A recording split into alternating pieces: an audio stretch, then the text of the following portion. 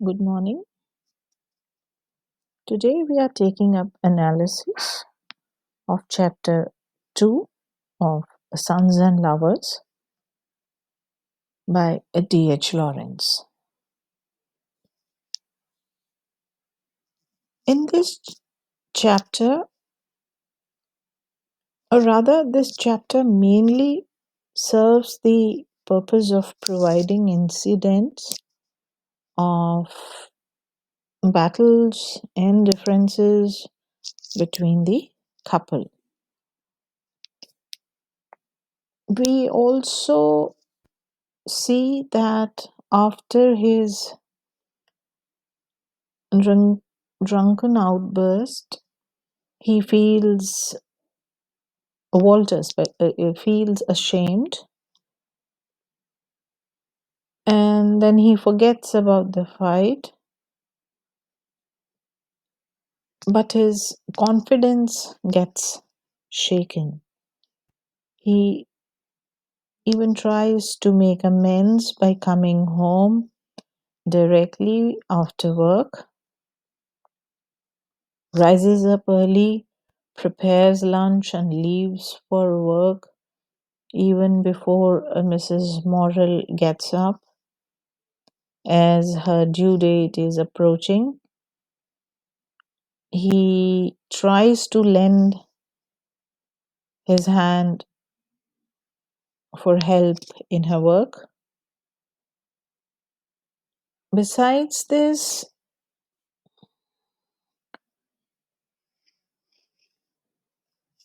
we see Walter as a man who can appreciate nature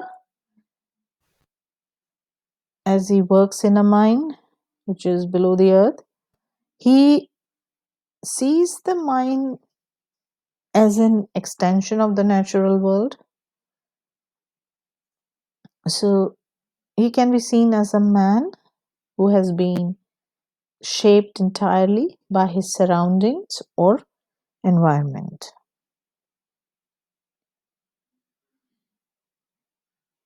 There is an incident where Mrs. Morrell sees a man paying her neighbor for a darning of his pair of stockings, and the reflection of Mrs. Morrell shows that she believes herself to be above all this type of labor. But she feels strongly that women are exploited. Although, in her view, by accepting low wages or lowly work, she believes that the woman has publicly disgraced herself, as she has accepted and showed everyone that she is poor.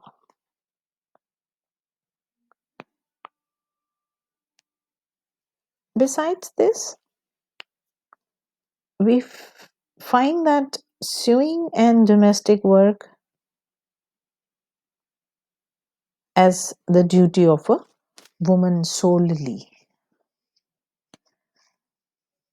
And if a woman wants to take up some work to help or supplement the household income, then sewing happens to be the safe option for them.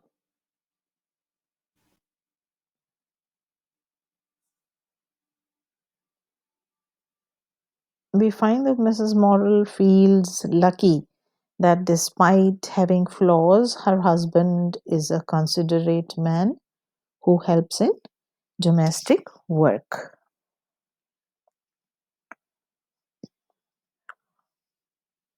Not long after this, one morning, Mrs. Morrell urgently calls her neighbor to fetch a midwife, and she gives birth to another son. The child is very fair with blue eyes. Mrs. Morrel, who is recovering from the childbirth, feels she has no life to look forward to.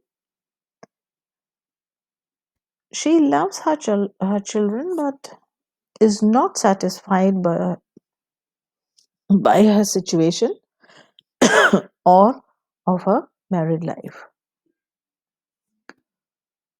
She is close to her eldest son, William, and William is so connected to her mother, to his mother, that he feels deeply about her, and he is highly upset on seeing her suffering and in pain.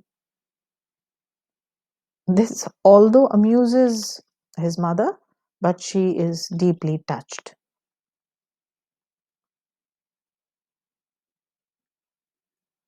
In this chapter, we also find sibling rivalry or uh, the element of jealousy, as William becomes jealous of his younger brother, and he feels that he will take away all the attention and affection of his mother.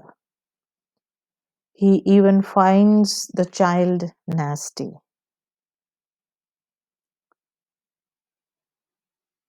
The insecurity of Mr. Morrel is also revealed when Mr. Heaton, the clergyman, visits them.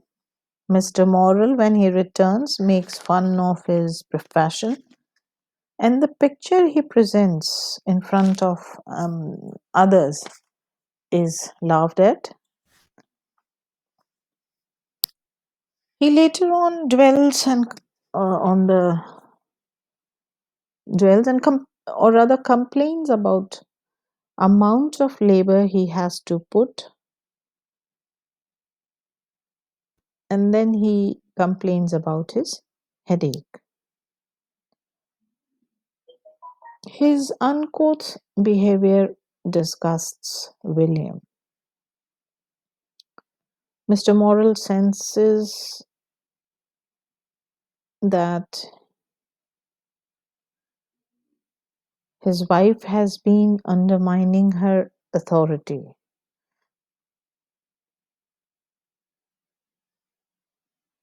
undermining his authority, and children too are taking her side. So he tries to take the control of the household back into his own hands. And he then tries to wield his power over his wife by deliberately rationing the money he gives for the household. In this way, he tries to exact a revenge. Extract now again. After this is his method of extracting revenge. Now, Mrs. Morrel is overwhelmed and struggles. Although she loves the baby, but once she holds him up to the sun as if she wants to give him back from where he came, or rather, he should not have come into their lives.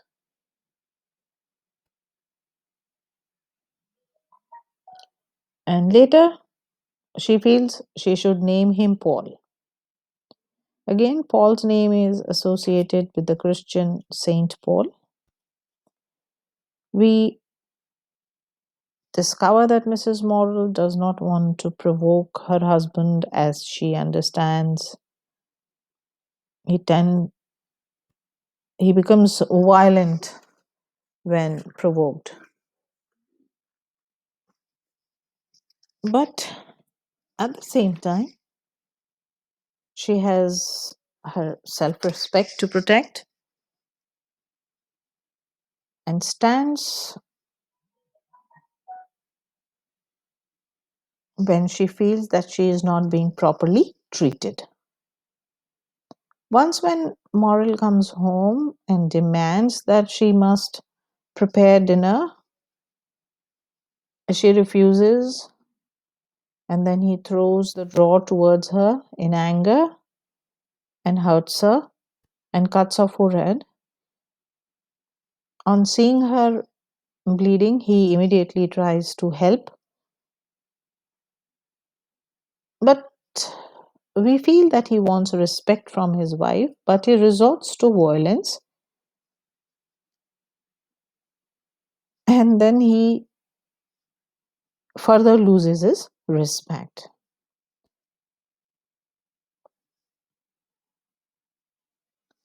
Again, one discovers that the position of women was changing, and to obey unquestionably or unquestioningly was again changing, and Mrs. Morrel shows the spirit of not bowing down before ill treatment.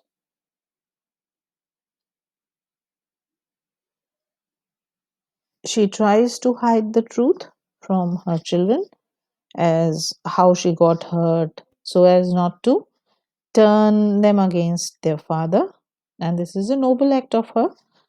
But Mr. Morrel blames his wife for his violent and emotional outbursts and refuses to own up his mistakes for his temper.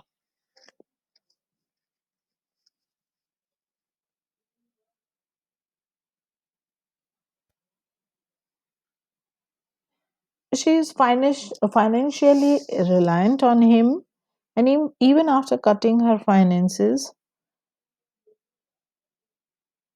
she plans on taking up some work, but she understands that she won't be able to support her children even if she takes up some menial work.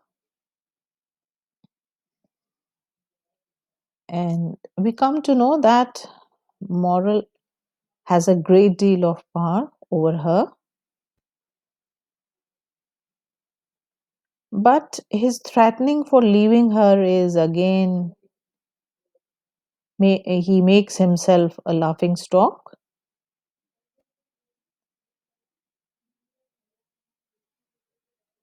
Time and again, we have seen that Gertrude or Mrs. Morrel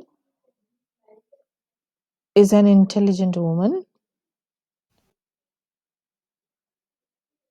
and is hurt that her husband acts cowardly or resorts to dishonesty. While she is talking to the clergyman, we see how intelligent she is, how deep is her understanding. So, this was all for today. Thank you.